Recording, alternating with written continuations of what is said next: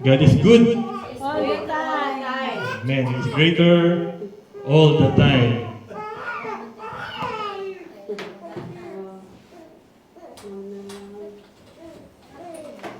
Ayan, pasensya na po, medyo lagi tayong may technical difficulties, but I'm sure today po, tayo po ay i-bless ng Panginoon. Tuturuan po tayo and bibigyan tayo ng panibagong lakas, panibagong strength for the upcoming year. Tanggap na natin. Amen. Amen. Hindi na po. Amen.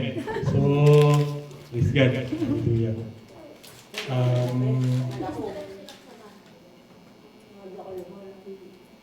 Lahat po talaga tayo, dinadaanan ng ubos-ipon kasi yung panahon. Oo, ang panahon. Ganyan po talaga, natural reaction po ng katawan natin sa pagbabago-bago ng temperature. Meron po tayong pag-aaralan sa araw na ito, ilang verses lang po. Praise God. Marami po kasi mga naiinip usually pag mahaba yung preaching. But today po binigyan po tayo ng few verses, but I'm sure malaman siya na mabibigyan po tayo ng strength ng Panginoon, encouragement. So, ang title po ng ating message for today, before I go, lagi ko pong pinapaalala ang John 1:17, for the law was given through Moses, grace and truth came through Jesus Christ. Grace and truth, magkasama po yan. Merong nagsasabi, dapat puro grace, dapat may truth. Actually, grace is truth. And the truth is grace. Iisa po yan kasi Jesus Christ din po yan. Amen. So, ating pag-aaralan sa araw na ito is overcome the world. Overcome na. Amen. Amen. Pakibasa nga po natin yung John 16:33. Sino po dyan ang may Bible? Let's open our Bible sa John 16:33. Magsabi po ng amen yung nakakita na.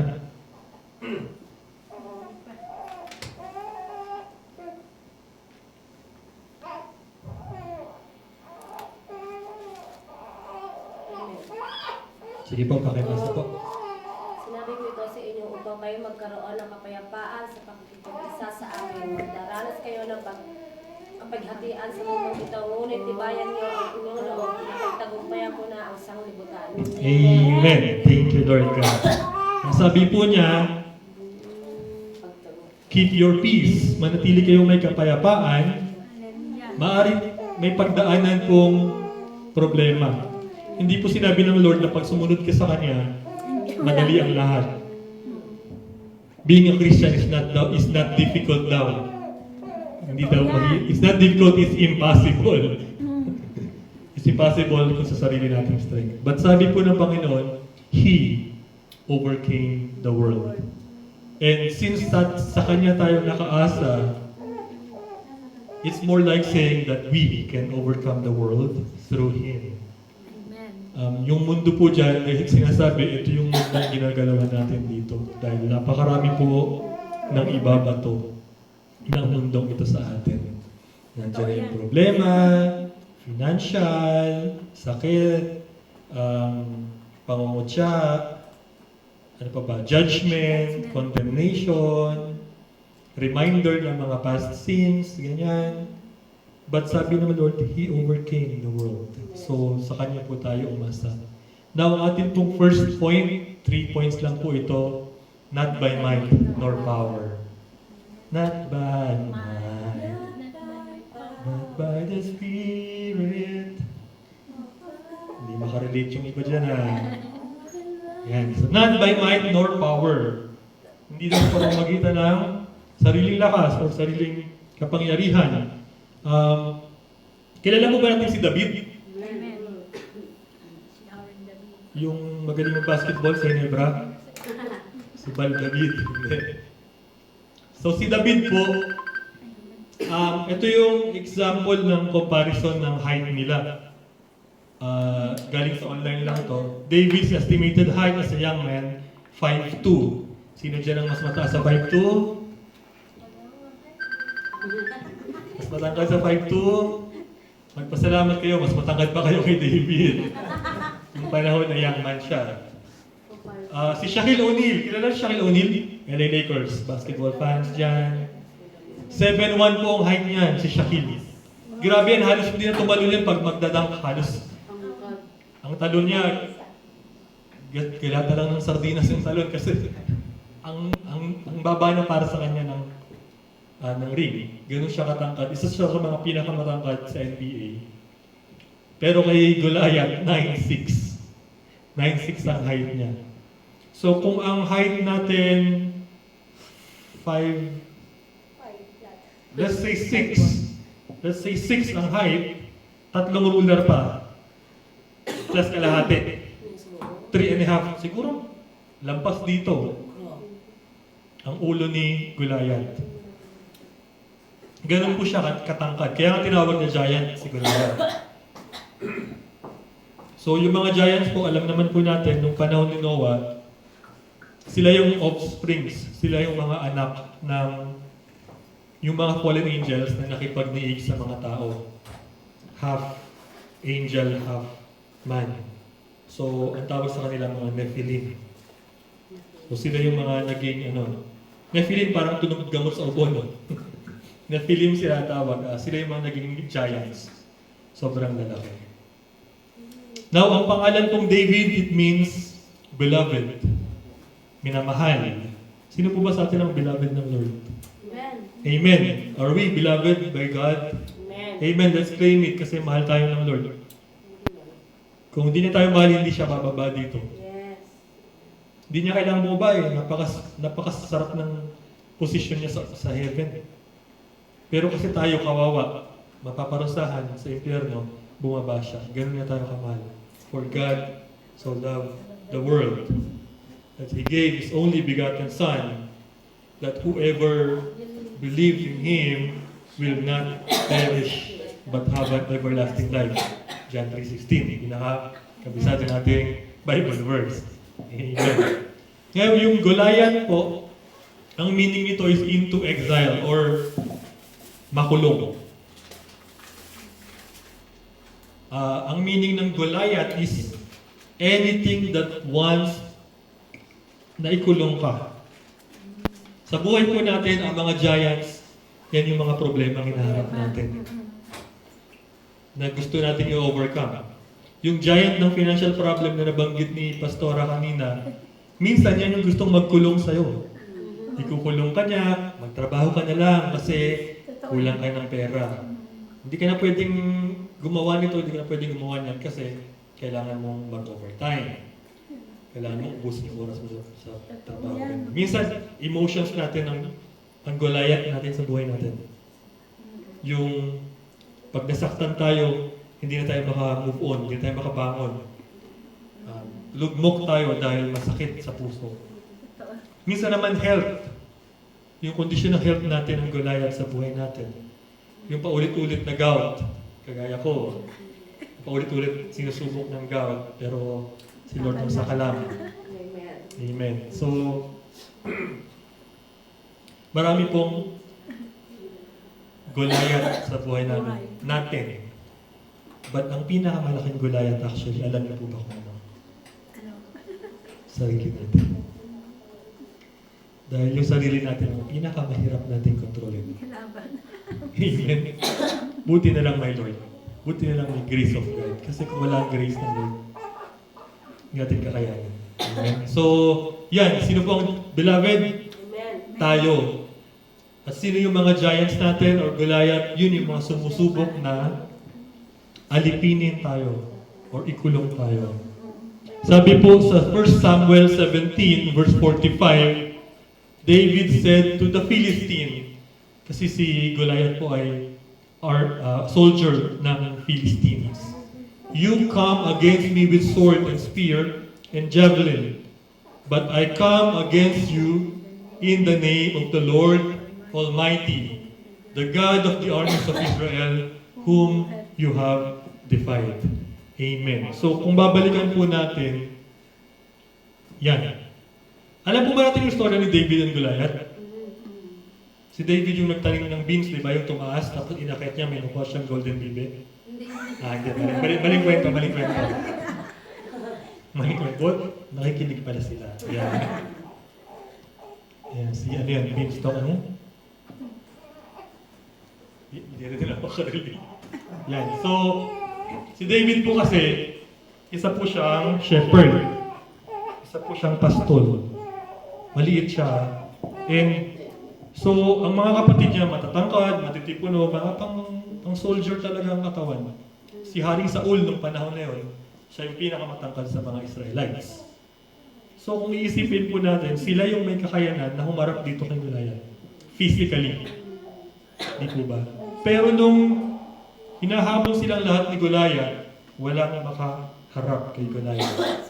Wala, ni isa. Kahit si Saul, wala. Now, nung nakita to ni David, si David po, bagamat siya ay pastol lamang, maliit, wala siyang alam sa pagkipaglaban, pero yung heart niya po sa Lord. Yung heart niya sa Lord. And lagi siya, kaya nga mayroon siya mga psalms, di ba? Lagi siyang umaawit sa Panginoon. Lagi siya nakikipag-usap sa Panginoon habang pinapastol niya yung mga tupa niya. So yan po, nung nakita niya na hinahamon ng Israel, ditong si Goliath, ang sabi niya, sino ba yung uncircumcised na yan? Pag sinabing uncircumcised, hindi tinuli. So, ang tingin niya dito, kahit malaki to, hindi niya tiningnan kung gaano kalaki yan. Bakit? Kasi mas nakikita niya kung gaano kalaki ang Lord sa buhay niya. Amen. It all depends on the perspective. Kung saan nakafocus ang ating paningin. Maari po, isa sa mga Goliath sa buhay natin, yung mga nag-iisip na hindi natin kaya, nagdi-discourage natin. Naku, matanda ka na, mag-praise and worship ka pa ba? Di ba meron pong ganun? Naku, wala ka namang oras sa trabaho, mag-praise and worship ka pa ba? Naku, kaliwa, pareho pa mo, sasayaw ka pa ba para sa Lord? Di po ba ganun ang mundo sa paligid natin?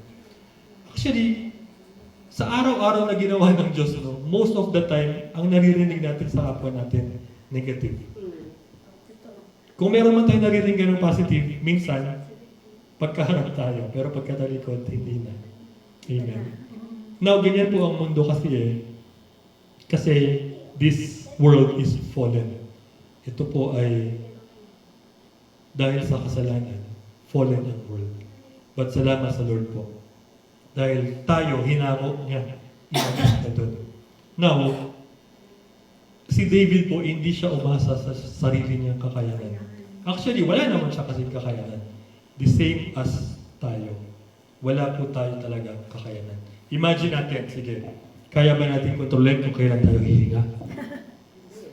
Automatic, hihinga kayo, di ba? Pag pinigil mo yan, try mo lang. Di ba? Ang Lord ang nag-provide sa atin ng libreng hangin na hinihinga natin. Yung iba nga nasa ospital, naka-oxygen pa. May bayad pa. Di ba? Tayo libre. Kaya wala tayong excuse na hindi magpasalamat sa Lord. Yung binanggit ni Brother Christian, meron din siyang pinapanood na nagki-keyboard ng pipiano na halos dalawa lang yata yung daliri, tapos nagigitara pa. Napanood din namin yung si Ray. Shoutout sa iyo, kapatid. Sobrang kami na-bless sa iyo. Kasi, wala kaming excuse ngayon. Kumpleto daliri namin. Kumpleto kami namin, paa namin. May boses kami. Boses palaka lang, pero may boses kami. Pwede kami mag-worship sa Lord. Wala kaming excuse na hindi mag-worship. Now, it's not about our strength. It's not about our capability. It's not about being complete. It's because He gave that to us. Siya ang nag-provide. Siya ang titingnan natin po. Kaya nga tayo nakakapagpasalamat sa Lord kasi may ibinigay siya sa atin. Di ba? Actually, lahat ng nandito binigay niya sa atin. Pinanganak tayong walang dala. Hubad tayong pinanganak, sabi sa Job. Hubad tayong pinanganak. Sino po sa atin ang pinanganak? May shades na. Baka lumunok na shades yung nanay mo. Pero wala po ni isa na may dala sa mundong ito. Ibig sabihin, ang lahat ng meron tayo, itong damit na to, laptop na to, TV na yan, gitara na yan, yung mixer, inuupuan natin, lahat sa Lord galing. Kasi dumating tayo dito, wala tayong dala. Amen. Aalis din tayo walang dala. Sino man ang gusto magdala ng relo na papunta ng heaven, sorry. May iwan dito yan. Kasi that's of the world. Hindi yan pang heaven. Amen. So, Yun po sana yung ating response sa mga giants na to na hinaharap natin. Maaring humaharap ka sa akin with sword and spear and javelin, mga weapons na gustong i-distract tayo, wasakin tayo. Pero ang sabi niya dito, I come against you in the name of the Lord Almighty. In the name of the Lord. In the name of the Lord. In the name of the Lord. In the name of the Lord, I will overcome this financial problem. In the name of the Lord, I am healthy. In the name of the Lord, lalago ang JCGG. In the name of the Lord, patuloy tayong tatatag sa pananampalataya sa Kanya. In the name of the Lord Jesus Christ. Not in the name of President Duterte or Bongbong Marcos. Not in the name of sino ba yung leader dito sa Japan? Hindi sa pangalan nila. Hindi rin sa pangalan ng statue natin. Pangalan ng Panginoong Jesucristo. Not by power, not by might, but in the name of Jesus Christ. Amen? Amen. Amen. So, sa pangalawa po, not by birthright nor experience. Hindi po porket pinanganak tayong anak ng pastor, pastor na rin tayo. At hindi porket pastor tayo, nasa Diyos na tayo. Amen? At hindi po porket nasa Diyos na tayo, ipagyayabang na natin. Amen? It's not by birthright. Lahat po tayo naligtas, hindi dahil sa ating nagawa or ating natanggap sa ating mga parents, kundi sa ating natanggap sa Panginoon Jesus. Not by experience. Maaaring nagsasabi po sa atin, sino ba yung si Brad Will na yan ang nagsasalita dito? Sino ba yung si pastoralist na yan ang nagsasalita dito? Eh kami, mega church kami. Million followers namin. But it's not about numbers. It's not about them. It's not about people. It's not about this world. It's about our hearts focused on Jesus Christ. Amen. So dito po, sabi dito sa John 3, by the way, even si Jesus Christ po, sinabi niya, si John daw, kilala mo ba natin si John the Baptist? Pinsan ni Jesus, anak ni Elizabeth at Zacharias. Zechariah, tama. So, 6 months siyang nauna kay Jesus. Even si Jesus Christ, sabi niya, wala daw pinanganak ng babae na mas makakahigit kay John dito sa mundo, sabi niya. Kasi ang ministry ni John po, i-prepare ang way for the Lord. Pero sa heaven, the least in heaven is greater than John, sabi ng Panginoon Jesus. Ngayon po, ang sabi dito, meron po mga Jew na nagsasabi kay John, kasi sabi niya dito, then there arose a dispute or hindi pagkakasundo between some of John's disciples, yung mga disipulo ni John, and the Jews about purification or yung baptism. And they came to John and said to him, Rabbi, he who was with you, talking about Jesus Christ, beyond the Jordan, to whom you have testified, behold, he is baptizing and all are coming to him. So ang sabi po, Boss John, Leader John, yung binautismuhan mo nung isang araw, ngayon nagbabautismo na rin. Ngayon maraming sumusunod sa kanya.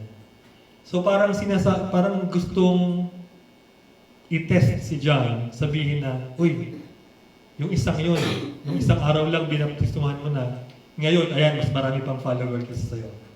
Ganyan ang mundo di ba? Parang, uy, yung isang yan, tingnan mo, mas parang sinusubukan ka pang inggitin.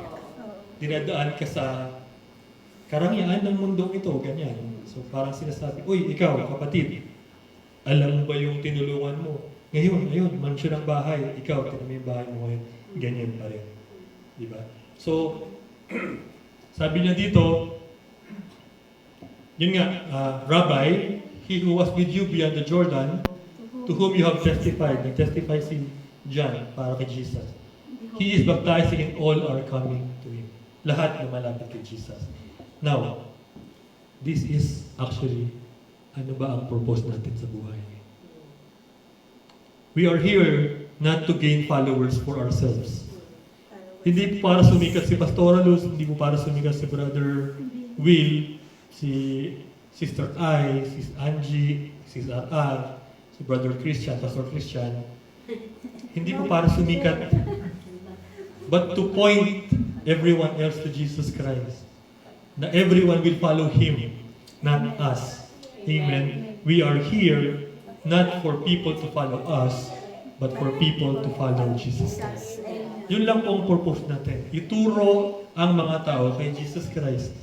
Ang transformation ng buhay ng mga tao, hindi po nakaatang sa atin dahil di natin kaya. Di natin kaya baguhin ang puso ng mga tao. Kung tayo nga noon subukan natin baguhin sarili natin, di natin magawa. Hanggat hindi natin na-encounter ang Lord, hindi tayo matatransform. Yung katigasan ng ulo natin noon, hanggang ngayon may konti pa, sana konti na lang. Di ba? Kung wala ang Panginoong Hesus, hindi. Malamang nasa inuman pa rin tayo sa oras na to. Malamang excited tayo sa inuman mamayang gabi. Kasi 31. Naalala ko po nung high school ako, sinisigurado ko lang kay mama at papa, Ma, pa, 12 ko lang nasa bahay kami. 12 ko lang nasa bahay kami. 12:05, nasa tropa na kami. Ganyan po tayo mga tao. Nawala na yung purpose. Amen. Kung sa sarili lang, hindi natin kakayanin. Ngayon, nagpapasalamat tayo sa Lord mo kasi ito na yung ginagawa natin sa araw na to. Hindi na tayo busy-busy sa pagpe-prepare para sa pagkain na tayo din nakakain. Na ipagyayabang lang natin sa social media. Ipapost, oy, meron kaming ganito. Graham cake.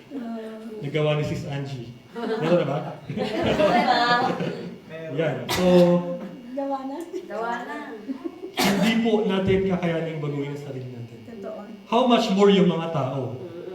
Kaya kahit po, sabihin, di ba sabi po, if you love me, feed my sheep, feed my lamb. Feed. Pakainin mo sila ng salita ng Lord. At ituro mo sila kay Jesus Christ. Hindi po pwedeng paluin. Hindi paluin ang sheep, di ba? Hindi sinabing, ang tawag doon, hit my sheep. Or sigawan mo ang sheep ko. Sabi, feed. Hindi po ba? So, ganun din po ang ministry natin kaparehas ni John. Ituro ang mga tao kay Jesus Christ. Hindi sa sarili natin. Pag tinuro natin sa sarili natin, kawawa yung mga tao. Kawawa din tayo. Amen. So sabi po ni John, nakakatawa. Sabi ni John dito, John answered and said, a man can receive nothing unless it has been given to him from heaven. Ito po yung sinabi ko kanina. Wala tayong matatanggap kung hindi ito bigay ng heaven, kung hindi bigay ng Lord. Kasi nga pinanganak tayo, hubad. Maswerte yung pinanganak na may shades. You yourselves bear me witness that I said, I am not the Christ. Sabi niya, hindi ako ang Kristo, but I have been sent before Him. Pinadala lang ako, una sa Kanya, He who has the bride is the bridegroom, but the friend of the bridegroom who stands and hears Him rejoices greatly because of the bridegroom's voice. Inahalin tulad niya po na hindi siya ang bridegroom. Ang bridegroom si Jesus Christ, ang bride ang church. Tayo. Sabi ni John, hindi po ako ang bridegroom. Pero masaya ako para sa bridegroom. Yun po ang joy nating lahat. Kapag maraming tao ang nakakilala sa Panginoong Jesucristo, nandoon yung joy natin. And the joy of the Lord is My strength. our strength. Amen. So, kung wala po yung joy, madumi ang kusina. Hindi makapag-ugas ng gabi. Yan naman Pag wala ang joy sa atin, wala tayong strength. Ang joy ng Lord is our strength. Yan. So, yun po lamang ang purpose natin sa buhay. Ituro ang mga tao kay Jesus Christ. Therefore, this joy of mine is fulfilled. Yun nga. He must increase, but I must decrease. Si Jesus Christ, sana ang mag-i-increase. Siya sana ang pinapapurihan ng lahat. Siya sana ang lumalaki sa buhay natin. Hindi tayo. Dapat tayo, habang lumalapit tayo kay Jesus Christ, mas kinakalimutan natin yung sarili natin. Mas ibinababa natin yung sarili natin. Hindi na tayo dadala ng pride. Na porket doon, ang dami namang followers doon, ang dami namang nag-church doon, dito ang konti. Doon nga ako, para marami kami, di mas kumonti dito. Di ba minsan ganyan tayo? Dito ko sa grabe, mega church to eh. Grabe ang tithes dito eh. Grabe offering dito eh. Kino-compare. Dito, grabe ang instruments. Sa JCGG, isang gitara lang. Diba? Minsan ganyan, but dapat po ang focus natin, grabe si Lord sa buhay ng mga tao. Amen. Amen. Hindi lang sa mga taong marami, even sa mga taong kuwanti at nag-uumpisa. Kasi He must increase. Jesus Christ alone must increase. Tayong lahat, pa-decrease dapat tayo habang lumalapit tayo sa Panginoon. Kaya kung iniisip pa rin po natin sa pag-serve sa Lord, para sumikat, medyo nasa mali po tayong ministry. Maging na lang tayo, artista or K-pop. Para sumikat tayo, ganyan. Annyeonghaseyo. Kung gusto natin sumikat, doon tayo sa mundo. Doon tatanggapin tayo ng mundo eh. Ang mga Kristiyano, hindi tayo tinatanggap ng mundo. Ayaw sa atin. Ayaw. Ayaw, bakit? Kasi against sa gusto nila, yung sinasabi natin. Totoo yan. Pero once ma-realize nila, ma-encounter nila ang Panginoong Jesus, Sasama. sila mismo ang tatalikod sa ino-offer ng mundo. Amen? Amen. Amen. So sabi na dito, He who comes from above is above all. Sino po ba yung galing sa heaven na bumaba sa langit? Jesus. Si Jesus Christ lang. Above all. Higit siya sa lahat. So, hindi po natin pwedeng sabihin na mas magaling ako dyan kay Jesus kasi modern ako eh. May laptop ako. Si Jesus walang laptop. Diba? Kasi yung voice ko, pag sinabi ko sa online, rinig hanggang ibang bansa, si Jesus doon lang sa paligid. No. Lahat. He who comes from above is above all. Kung wala si Jesus, wala yung laptop mo. Wala yung online. Wala kang boses, wala kang hininga. Siya pa rin ay nagbigay ng lahat sa atin. Amen? He who is of the earth, tayo, is earthly as piece of the earth. He who comes from heaven is above all. Amen. It's not about our experience. It's not about our birthright. Hindi dahil pinanganak tayo. Hindi dahil matagal na tayo nagpipreach, sabihin natin, kaya-kaya ko na yan. Ilang beses ko nang ipinreach yung John 3 na yan. Ngayon ko, hindi ko kabisado. Diba? Marami po nagsasabi na, ilang taon na akong pastor. Ilang taon ko nang pinagdaanan yung John 3. John 3:27. Diba? Pero, ang above all po, si Jesus Christ lang. Siya lang sa kalam, sabi nga. Siya lang malakas. Sa mga hindi nakakaintindi sa akin sa pagsasabing sa kalam, binaligtad na malakas po yun. Si malakas at si Jesus Christ lang. Amen. So third, but by the grace of God that is working in me. Sa pamamagitan lamang ng grasya, ng biyaya ng Panginoon, that is working in me. Sabi po dito, ang nagsasalita sa 1 Corinthians 15, si Apostol Paul. Sabi ni Apostle Paul, for I am the least of the apostles, and do not even deserve to be called an apostle because I persecuted the church of God. Umpisahan po natin sa first verse. Sabi niya, siya po yung least. See? Since kilala niya ang Panginoon, dinidecrease niya ang sarili niya. Ibinababa niya ang sarili niya. Sabi niya, hindi nga ako dapat tawaging apostol. Kasi nung hindi ko pa kilala ang Panginoon, ang dami ko pinapatay na follower ni Jesus. Sabi niya, di ba? I persecuted the church of God. Pero pag binasa po natin yung Bible ngayon, yung gospel lang yata ang hindi sinulat ni Paul.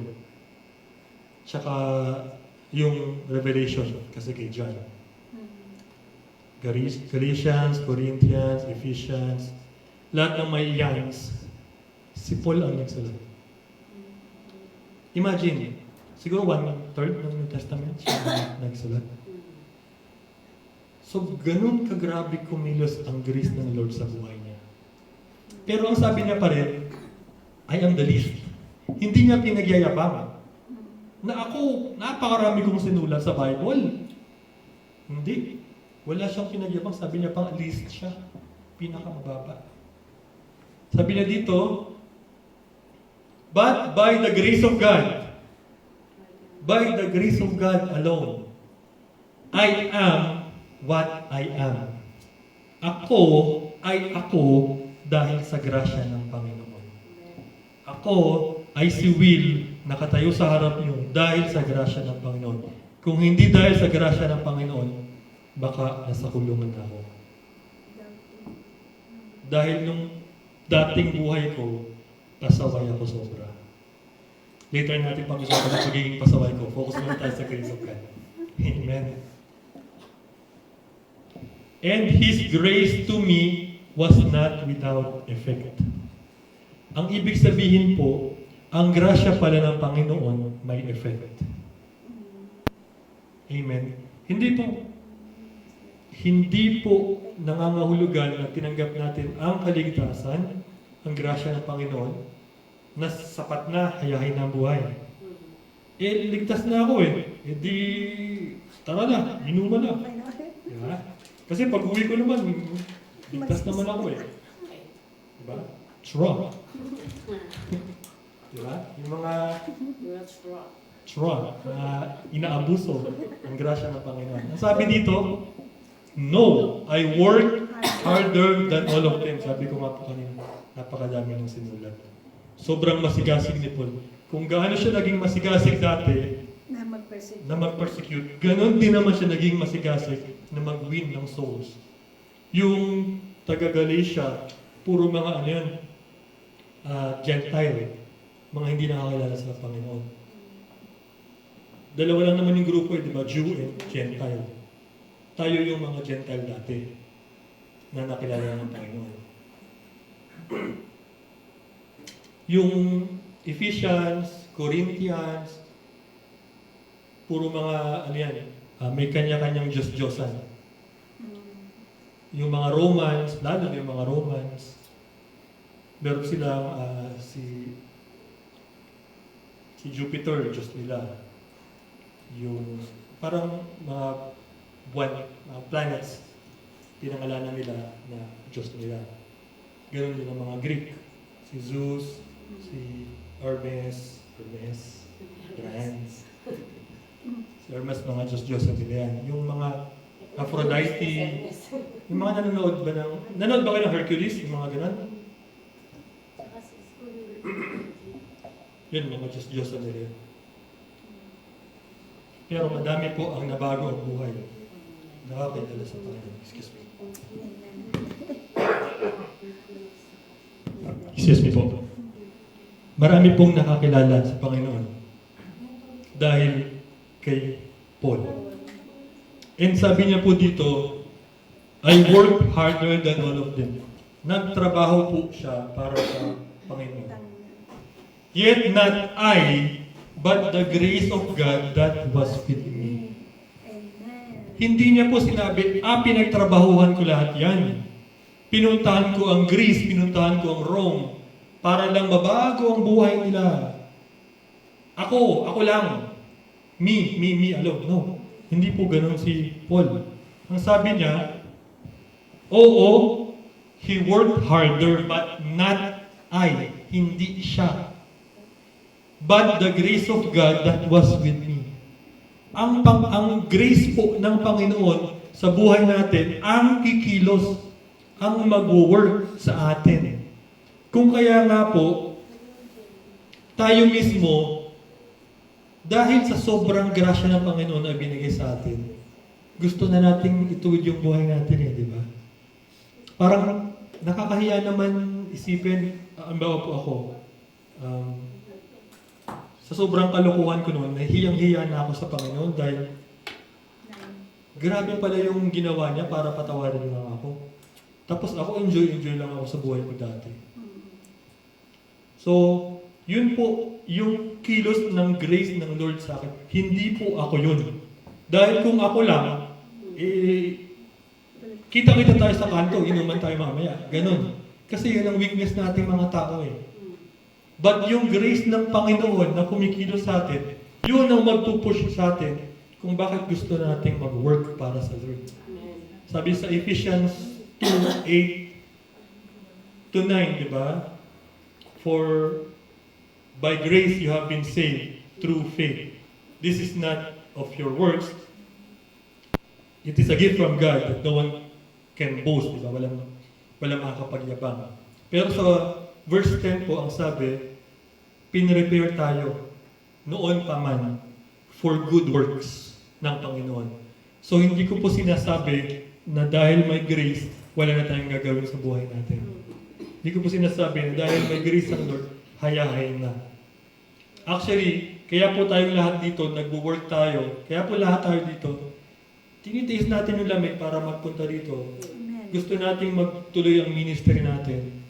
Kasi ang grace ng Lord kumikilos sa buhay natin. Amen. And that's all about Jesus Christ. Amen. He is the one increasing in our lives. Hindi po tayo. Hindi natin pwedeng ipagyabang na marami na tayong nagawa para sa Lord. Kulang pa yan. Kung gusto mo lang pantayan ang binigay ng Panginoon sa'yo, try mo. Hindi natin kakayanin pantayan ang ginawa ng Panginoon para sa atin. Amen. But by His grace alone, we can do something kahit maliit na bagay para sa Panginoon. Amen. Yung simpleng sa umaga pagising, ngalan mo'y pupurihin. Ano sunod? Ging may para sa'yo. Di ba yung pagkagising mo, gusto mo nang kumanta sa Panginoon? Yung gising mo, o bago ka matulog, gusto mo nang basahin yung Bible niya. Yung word niya. Ito na yung effect ng grace ng Lord sa atin. Dati, gusto natin, bago tayo matulog, magdamag tayo din sa cellphone, di na tuloy tayo nakatulog. Yan. Pero ngayon, gusto na natin, bago tayo matulog, magbabasa na tayo ng word. Tapos yung kagustuhan natin na yung pamilya natin maligtas rin, masave din. Kasi, confident tayo, sa heaven ako pag namatay ako kasi kilala akong Panginoong Jesus. Paano naman yung kapatid? Paano naman yung pinsan? Paano naman yung anak? Diba? Yung burden na yun, na nararamdaman natin sa puso natin, gusto natin i-share ang grace ng Lord sa kanila, yun yung grace ng Lord na kumikilos sa buhay natin. So, gusto ko pong linawin, we can overcome the world.